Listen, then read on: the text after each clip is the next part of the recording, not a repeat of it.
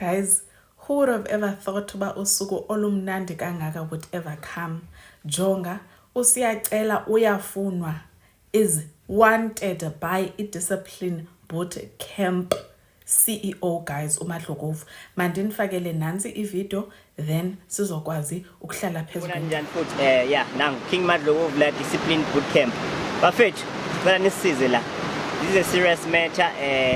Khona umuntu uvele wasekhokhele uSiyacela. Yamazi ngithi uSiyacela from the famous TV program. So yeah, bamkhokhelile uSamcela for 6 months. Ukuthi sihambe siyomfuna then akwazi ukujoin camp. So sicela umphakathi hlangana Zulu. Simthola uSiyamcela sokwazi ukuthi size sizomfundisa isimilo. So yeah, sizeni bafethu mingabe unayo location yakhe, yambone edrobheni, munayo address yakhe, please contact us or tag us, yabo. Sizoyifikela mathupha simthathe azokwazi ukuthi afundise isimilo. So guys, as nani ke nizibonela ivideo kuthiwa anyone ozaziyo iwhereabouts imali seyikhona uthi King Madlokovu imali seyingakuthi sidinga nje isiqubuqubu, we only need ibhodi kaSiyacela from our side, you understand? So I'm sure most of you nayibona ke i-episode apho ubaba kaThando kwi-lunch date noThando lana ke wafika wamchazela khona ukuthi lalela la ngane yami ngiyakuthanda noSiyacela futhi I am hoping and I am praying ukuthi uzolunga njengoba sengimenzele kanjena. uSiyacela ke sengikhokhe imali elinganiselwa ngango 10,000 laphana ke ku-Discipline Bootcamp.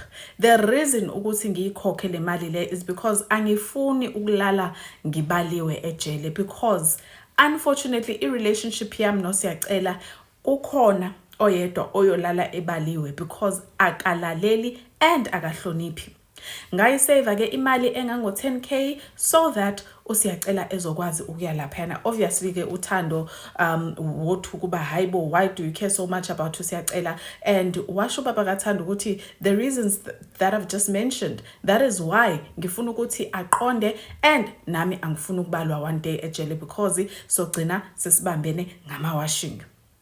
So uThando ke on the other hand wabesithi ba hayibo wena awundondli nongidondla, but what this is my way of showing you uba ndiyakuthanda by ukusa untoni ihusband yakho kula bootcamp.